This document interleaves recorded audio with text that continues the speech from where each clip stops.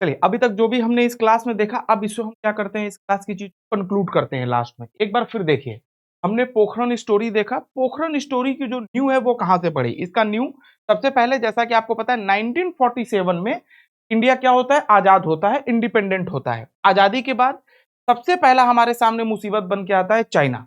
1962 में India China war होता है और सबसे बड़ी मुसीबत कहां क्रिएट होती है? 1964 में। 1964 में चाइना क्या कर लेता है? परमाणु परीक्षण कर लेता है। इसके बाद 1971 में इंडिया और पाक का क्या हो जाता है? वॉर हो जाता है। यही असल चुनौती सामने हो जाती है कि हमारे, क्योंकि पड़ोसी का कभी भी कोई रिप्लेसमेंट नहीं होता। अब जब रिप्लेसमेंट नहीं है, हमें यही रहना है, तो हमें अपनी सिक्योरिटी करनी होगी। होमी जहांगीर भाभा ने सबसे पहले इस संकल्पना को प्रस्तुत किया कि भारत को अपने आत्मरक्षा के लिए क्या चाहिए? परमाणु शक्ति चाहिए आत्मरक्षा के लिए, ध्यान रखिए, यानी हम सेल्फ डिफेंस में। यहीं से इसकी नींव पड़ती है।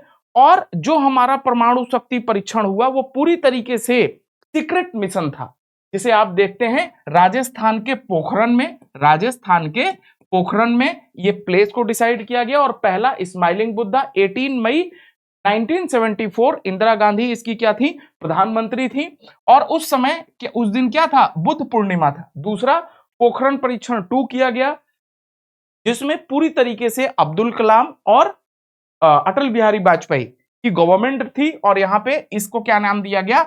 ऑपरेशन शक्ति। और ऑपरेशन शक्ति के कंप्लीट होते ही हमने पूरी दुनिया को बता दिया कि भारत अब ऑफिशियली क्या है? न्यूक्लियर वेपन स्टेट है। ठीक है,